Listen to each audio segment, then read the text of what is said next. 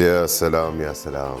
عن جد نحن قبل هلا مو اكلين قطايف يا جماعه، هي لازم نغني لها وتمختر يا حلوه. حلقه اليوم ما أنا حلقه مميزه، بس حلقه اليوم هي خلينا نقول ابتكار، خلينا نقول خرق بعالم الاكل، خلينا نقول شغله جديده بعالم الاكل.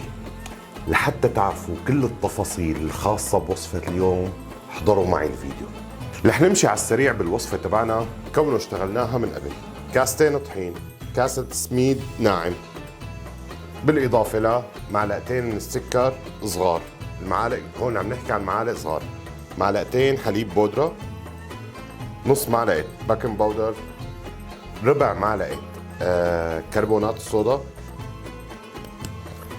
ربع معلقة محلب، بالإضافة لنص معلقة خميرة فورية. هذا الخليط الجاف اللي بدنا اياه للقطايف.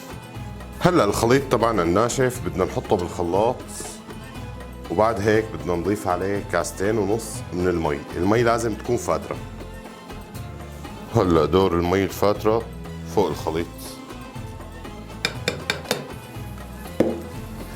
هلا بنركب وبدنا نضرب الخليط 5 دقائق بالضبط.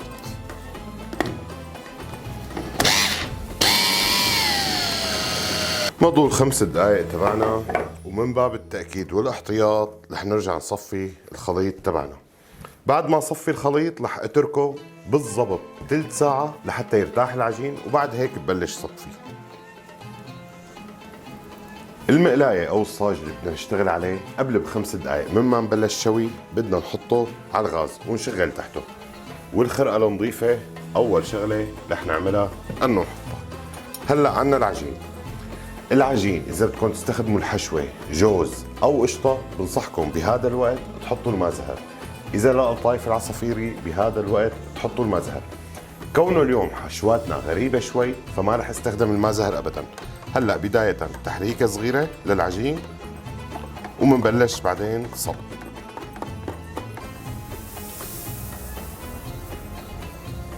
هلأ خلونا نشوف قرصنا هذا اللون الذهبي اللي بدنا اياه. شوفوا لي على هالمنظر، مو احلى من تبع السوق يا جماعه. بسم الله. ها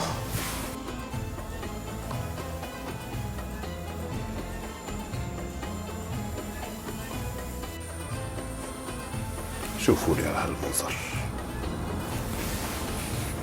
عم بلكم من الصبح بدنا نحشي حشوات غريبة، حشوات غريبة. للأمانة بعدين فكرت فيها، هي ما حشوات غريبة، هي سنيكرز، مارس، تويكس ونوتيلا، قطايف ومقلية. وبهي الحشوات ايه يا جماعة، فوق هيك رح تنقلها وتتغطس بالقطر، وزيادة على هيك نكهة تاخذ العقل. فعليا رح نبلش بالنوتيلا، لأنه النوتيلا تحديدا إلى طريقة شغل غير الباقي. بدنا ناخذ الشوكولا نحطها، وبعدين بدنا نفوتها على الفريزر على القلية ربع ساعة. هي العملية بتضمن انه وقت القلي الشوكولا ما تفرط وتطلع من القطايف. هلا اللي رح نعمله بالضبط مثل وقت نسكر القطايف العادية، حنسكر زتها بالفريزر لبين ما اخلص البقايا ويحمى الزيت عندي، وبعد هيك بنزلها. حنبلش بحشوة السنيكرز ما بتنحط مثل ما هي، بدها تتقطع تقطيع او تنفرم فرم، بس المهم ما بدها تكون شقف كبيرة. هلا نفس العملية رح ناخد السنيكرز نحطها ونسكر مثل القطايف العادية كمان. هلا دور المارس شوي رح يعذبنا وقت التقطيع، لهيك بإمكانكم تحطوه 5 دقائق بس بالفريزر قبل ما تقطعوها، بتصير امورها تمام. حشوتنا الرابعة والاخيرة واللي هي التويكس. هلا هيك صاروا كلهم عنا جاهزين. الزيت بده يكون سخن شوي، رح ننزل فيه القطايف وبعدين فورا بالقطر البارد. القطر اللي عامله انا 2 مي 1.5 سكر.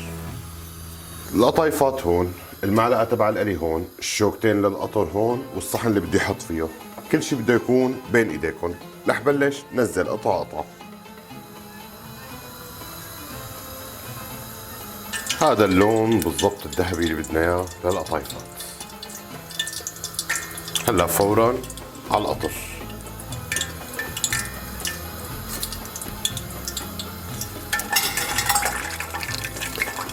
بالقطر ما رح نطول، هي قلبتين وعالشيل.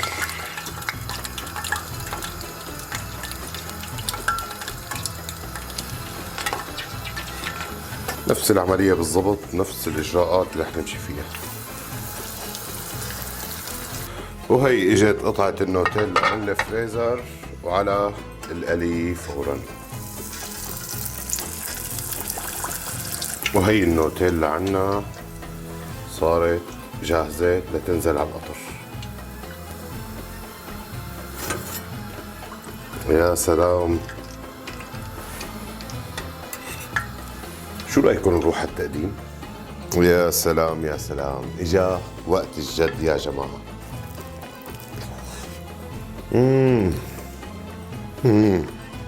هاي المارس تاخذ العالي يا جماعة، هاي لازم نغني لها وتمختري يا حلوة. هي النوتيلا يا جماعة، تفضلي. عن جد نحن قبل هلا مو اكلين قطايف يا جماعة، هي تحديدا اسمها قطايف. وقت يرتفع عنا هرمون السعادة بتطلع الضحكة معنا من القلب. ليش بده يصير هيك؟ من وراء وصفتنا تبع اليوم. بنصحكم يا جماعة تجربوها، نكهة رهيبة وبتاخد العقل. بتمنى لكم افطار شهي، سلام.